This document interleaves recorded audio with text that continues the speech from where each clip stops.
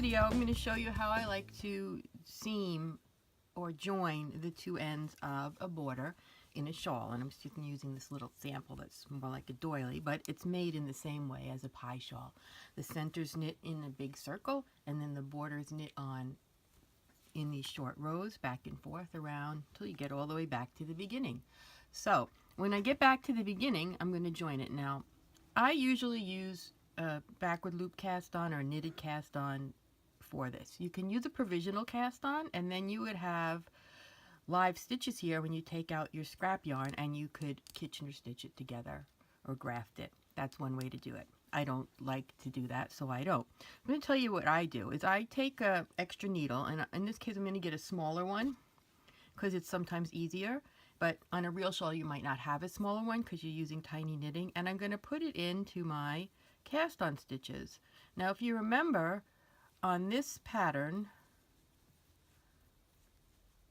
we had 4 cast on stitches, and then we had a yarn over in the first row, and so we have 5 stitches here, we have 4 there. That's okay, because this last stitch, the one that we used to decrease and join it to the shawl, remember?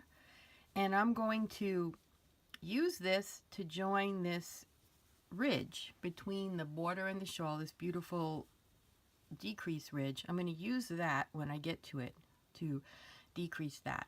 I'm going to start by binding off in 3 needle bind off, and I like to do it with the right sides together, so the bind off is on the wrong side of the shawl. It's going to look kind of like a garter ridge if you do it on the other side. Either way is fine, especially with your fine yarn for a shawl. This is much heavier yarn, so it makes a difference. So I'm going to go back to this. Before we turn it to the 3 needle bind off, notice that I have my working yarn on the outside of the border away from the shawl. And so you may not be at that point. If you're not, just turn and do another wrong side row plain, slipping and knitting across so that your yarn is out there. 1 extra row is not going to make any difference in the grander scheme of things if you happen to have ended up there. It's okay. Alright, then I'm going to fold it in half. Now I'm going to do my regular 3 needle bind off, and for me it's actually a crochet hook and 2 needle bind off. I just want to show you this different way to do it. Maybe you will like it. And you don't need to be a crocheter to do this. It's just if you have a crochet X sort of around the sides of your knitting needles, I find it easier. So I take 1 off the front needle, and I take 1 off the back needle. Notice I'm doing that knitwise. And then I pull the yarn through those stitches with the crochet hook. That's it. Next one off the front needle, next one off the back needle. And now, because I've started, I have 3 loops on my crochet hook. But again, I just pull the working yarn through all 3 loops on the crochet hook. And I'm going to do that across. And we don't have a lot of stitches, so it goes pretty quickly until I get to that last stitch. Now remember I said we only had 4 on the ending, 5 on the ending and 4 on the beginning. So so that's okay. We don't want to finish anything yet. We want to use this stitch not to bind off, but to kind of embroider, and we're going to use the end of the yarn. So you can cut the tail of the yarn now because you'll be using it to weave in ends and so forth. And you can turn everything back, and you can see we've got a nice seam there, but there's a hole there, and we still want to join that. So that's what we're going to do next. So first thing is just pull the end of the yarn through that stitch so that's fastened off. Okay, and then we're going to work on the right side. So we want this yarn tail on the right side, and we want that stitch on the right side, and you can take the knitting needle out, just pull the stitch on the right side.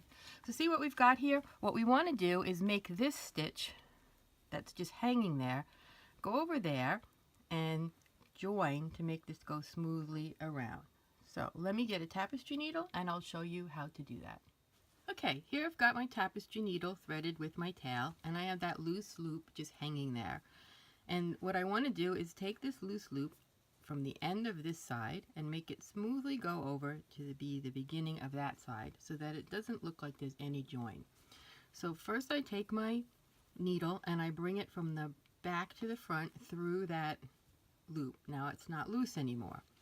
Then I go to the first stitch, the first chain or loop or whatever you want to call it on the other side. I go under both sides of it with the tapestry needle. Okay, and then I'm going to just take a look. I'm going to flatten it out, make sure that I'm not twisting anything, and I go right back in where I first came out of that loose stitch, which is not loose anymore. When I finish that, I've made a really smooth join. And once you're finished blocking and everything, you won't even be able to tell where it is. In this video, I just want to show you a little bit how I block my knitting. I use these pins that have colored balls on the end, and they're stainless steel or non-rusting, rust-proof.